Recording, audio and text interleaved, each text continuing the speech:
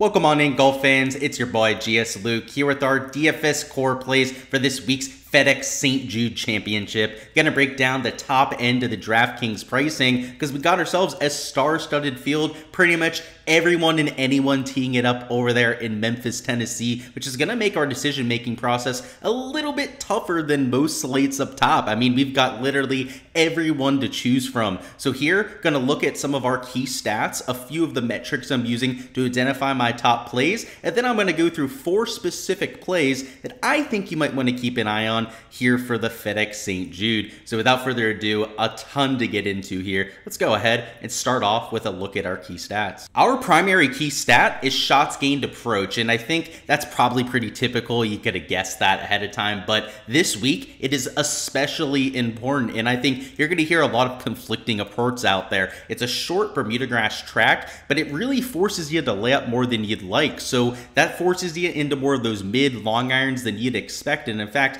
if you look at the data golf distribution from 125 to 200 yards, every single proximity bucket is utilized more than your tour average. That means that over 200 yards, and of course in that 50 to 125 yard range, you're seeing a few less shots than what you'd usually see out there on the PGA Tour. So the distribution is definitely centered around those mid irons, and some of the champions, including last year Will Zalatoris, right, who went out there, got his maiden tour victory, was an absolute maestro in those middle tier to short iron ranges. So if you're going to look at anything that 125 to 150, that 150 to 175, or even the 175 to 200 yard range would be where I would center around a lot of your analysis around right there. They're the most important ranges. You're going to see a lot of shots, especially from that 125, I'd say at a 175 zone. And last year, Will Zalatoris was popping like crazy in those two specifically. In terms of off the tee, there's a lot of water in play. You've probably heard myself compare this to a Florida course if you saw my course breakdown already. If not, a link is down in the description. Check it out. Definitely, if you're looking to get your research done, get a complete look at TPC Southwind, check it out. But yeah, it's a mid-iron course, and then you got to keep yourself in play. There's a ton of water out there.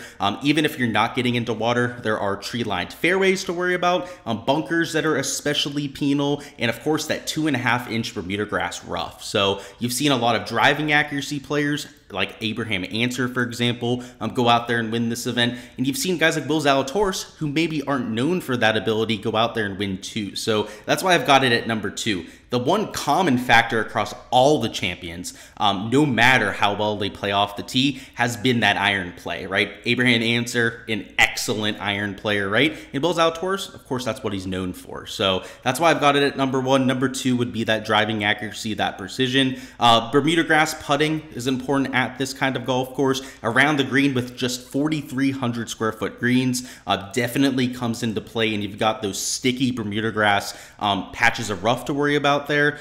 Birdie or better percentage, you can look at short Bermuda grass tracks. And in terms of comp courses, we've got some Florida tracks on there. You can see Honda, Players, Valspar I'm looking at. Harbortown Golf Links, a short Bermuda track. You got Wyndham, fits that same description, and then the RSM Classic. Looking at both golf courses there, right? A little bit different visually, right? Obviously the Seaside and Plantation have a completely different look and identity to them, but Bermuda grass agronomy, short golf course, and all about that precision off the tee. So a bunch of different comps here. In fact, what is it? 7 different golf courses that you can use, but all of them have the same kind of identity, right? You got to keep yourself in play off the tee, like we mentioned with this golf course, and then those mid irons especially come into play. So when we're looking at our core plays, number 1 is Scotty Scheffler, and I feel like we don't talk up Scotty that much here because it's such an obvious play, but after he had a quote-unquote disappointing performance last time out and only had a top 25 finish at the Open,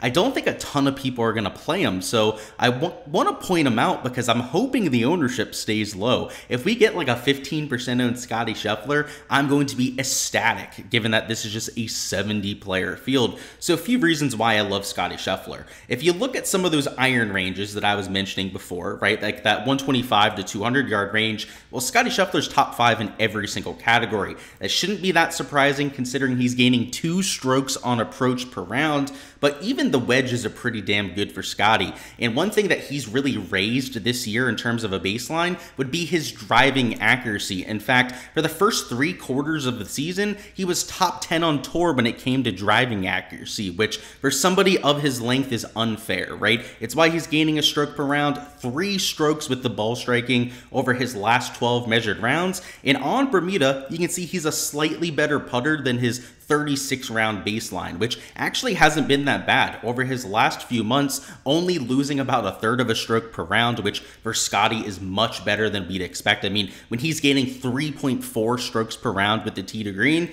anything close to just like a half a stroke lost per round is going to lead to him top 5 and top 10ing pretty much every single week like we've seen over that stretch. And now that we get him on Bermuda, a surface that for his career he has actually been a gainer on, who knows the kind of upside that we could see. I mean, if we get a good putting week from this guy anytime soon, like I've mentioned multiple times over the last month or so, it's like a 5 or 6 stroke win. So I like playing Scottie when it feels like you're buying the dip a little bit, right after maybe a slightly lackluster performance. And at least a rule for me is if I'm going to bet him outright and take the shot at just atrocious odds, like you have to if you're going to bet somebody like a Scottie, a Rory, a John Rahm outright for that example, I'm only going to do it with Scottie on Bermuda, right? Where he's shown that top end putting upside before, where a lot of his wins have come to this point of his career. That and bent grass have been the 2 main surfaces for Scottie Scheffler. So I love him at 12-1. It's expensive, right? Hopefully that keeps the ownership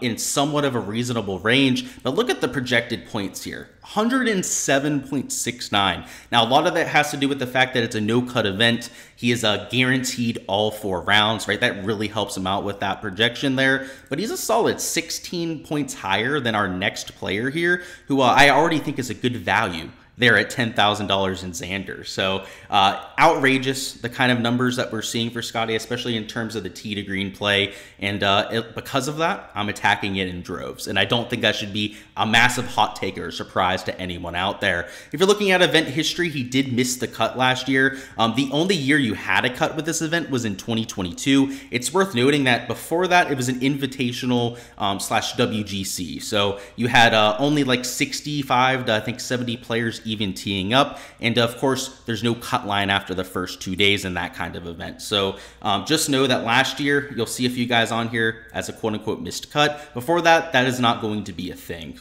And his course history here, what is cut, 14th and then a 15th place finish there in 2020. It's not elite by any means, but it's also not horrible, right? He's got 2 top 15 finishes, but he wasn't nearly the kind of player that he is today.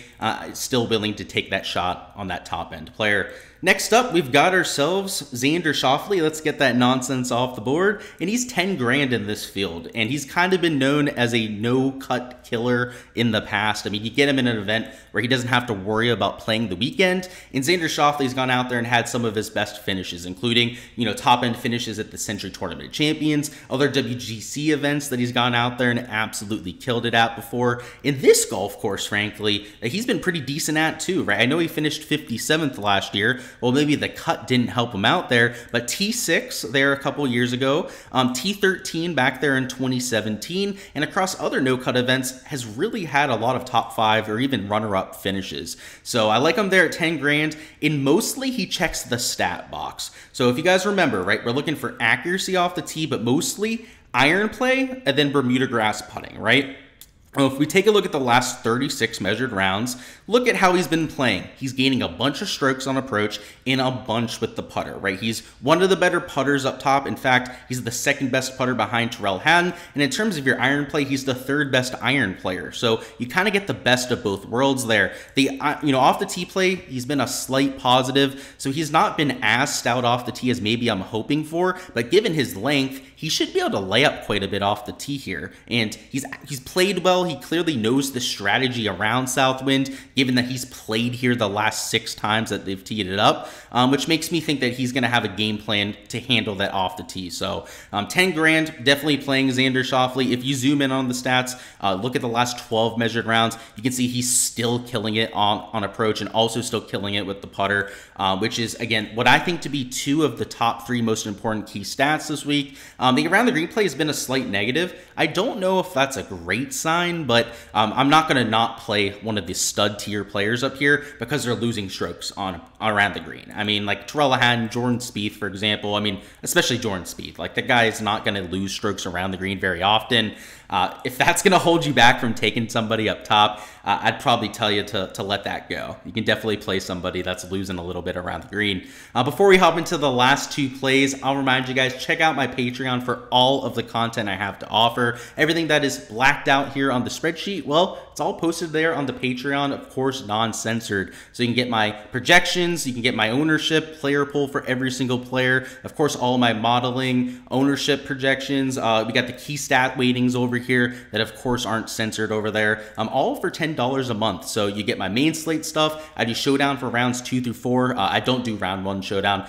Just personally don't play it, so not going to put out projections for it. But then also all my prop content too. So main slate, showdown, and prop content, all for that one low price there. Crazy value if you ask me. So check it out. Link is down below. And of course, you can get a pretty good idea of what I'm doing this week, right? And then, either use that or fade that to your advantage, right? I can't tell you who to play or not. So it's up to you. I can tell you who I'm playing and you can use that to your advantage, right?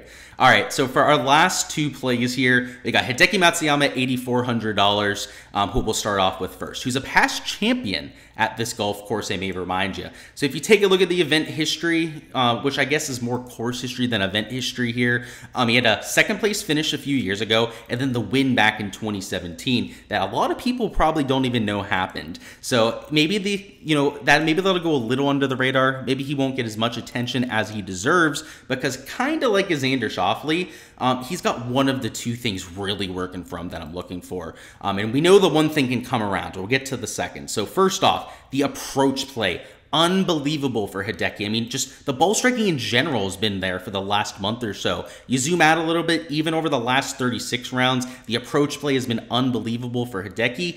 Back to the kind of level that we expect from him, right? He's one of the best iron players of all time. That's not a hot take at all. And one of the more consistent iron players that we've ever seen on the PGA Tour. So the fact that he's back to gaining prolifically like we're used to seeing is fantastic to see. And now we get him at a golf course where he's shown putting upside before. So I know his stats on Bermuda aren't great, right? He's losing over there. But here at this specific golf course, I don't know what it is. When he T2'd, he putted pretty damn well. When he won, he went out there and gained a bunch of strokes to the field. So he's shown the upside before. For whatever reason, he shows a lot of upside at Bermuda grass greens. So when he won the Sony Open, the Zozo Open, both of those had Bermuda grass greens. He spike putted at those last year. Maybe he gets it done again here, right? He likes these greens. He's done it here before, and he's getting it done with the ball striking. Literally all we need Hideki to do is go out there and find that magic with the putter, which seemingly for him happens out of nowhere. And when he does, is usually when he goes out there and he wins a golf tournament, right? So at this kind of price tag, I think he just brings too much upside to the table for me to avoid, right? I think he could legitimately easily win this golf tournament. I should say easily, because it's not easy, right? He's still going to have that spike performance, and that's going to be rare, right, for Hideki Matsuyama, but it's completely possible that he goes out there and boat races the field at a golf course that he clearly really likes with the track record. So I'll be playing Hideki at 8,400. If we take a look at the recent form, it's not that great. Not compared to like the top 2 players that are absolutely killing it right now, but missed cut, T30, T13 finish. It's not atrocious, right? I mean, T13 finish was at the Open Championship. The 3M Open, he did at least make the cut in T30. And then last week, right, was out of it, right? Wasn't really going to get anything done by going out there and making the cut. Got really unlucky on Friday with 2 fried eggs and par 5 bunkers. In fact, he played a lot better than the scorecard indicated. You got to see it on ESPN Plus. He got a lot of bad breaks on Thursday too. Not nearly as bad as the 3 or 4 bad breaks that he had on Friday, which makes me think that he'll be lower owned because of that, right? Not everyone's going to pay attention to how he played, right? They're going to see the missed cut. They're going to see some of the shots gained metrics, which were kind of just lackluster last week, and not play Hideki at a course that he's won at before. and really he was playing a whole lot better than those stats or that scorecard is going to indicate to people. So I'll get to that guy kind of guy all day long, and hopefully it'll pay off for us this week. Took him outright as well. Our last play is going to be Sam Burns at $8,100, and of course was a play for us last week, right? One of our conviction plays here in this video, and going right back to it because it's another Bermuda grass track that he's played well at before. So if we take a look at the event history, maybe a little bit surprising, but you can see T20 last year and then T2 in his first ever start. So clearly got something going here. I think the Bermuda grass is going to help him out a lot. It's probably a lot of the reason he's found that success. I mean, look at this, right? Gaining 0.71 strokes per round with the putter. That is, of course, the elite of the elite in that kind of category, up there with the best in the world. If you take a look at some of the recent form metrics, you can see he's been striping it with the irons and really good with the putter. So, you know, that Xander Schauffele mold where he's checking both of those boxes. Again, we need a Hideki, right, to flip that around for us. But Sam Burns has been doing that of late, right? So if anything, you'd think Sam Burns is probably the safer play, and I think brings the same kind of upside. Now, hasn't won this golf tournament in the past, but did have that T2 finish, right? Went out there, had a hell of a performance himself, his first ever start here. So I do like Sam Burns. Last week, of course, T14, missed cut, T19 finish. So kind of like Hideki, does have that one missed cut, but still some solid finishes sandwiched around it. So a player that I'm willing to take here, and like I said, he brings a ton of upside at $8,100. Like Sam Burns, Hideki Matsuyama could win this golf tournament. Like they have more than enough of an avenue to go out there and get to that ceiling, and if they do, I think at relatively low ownership, like I don't think either one is going to be mega chalky this week. You could be looking at the nuts in one of the large field contests. So, you know, up top, it's not rocket science, right? I'm playing the world #1, the guy who's killing it out there, right? You know, even Xander Schauffele, I think will be a pretty popular, pretty straightforward play. It's the high upside Hidekis, the high upside Sam Burns of the world, especially in this strong of a field, that might win you all the money as a second, third man in. Alrighty, boys, that's all I've got for the core plays this week. Before you hopping out of here, let me know down in the comments who you've got winning this damn thing, and also smash that like button for me. It goes a huge way with helping me grow the channel, get this content out there to even more people, and honestly, just lets me know that you're enjoying the content that you see. So again, guys, I appreciate all the support here on the channel. We'll have value plays, fades, and sleepers, our weekly DFS live stream, of course, dropping throughout the week. So keep an eye out for those, and if you haven't already, subscribe to the channel. Well, first off, what are you waiting for? But make sure you do so you don't miss any of that content when it drops. I'm looking forward to it this week. It should be an absolute banger with all these top end players. So let's go out there, have ourselves a week in some of those large field contests, and hopefully find some of our names there at the top of the leaderboards too, and at least in terms of ROI in our GPP lineups. Best of luck out there. Appreciate the support, like I said. I'll catch you guys for the value plays video tomorrow.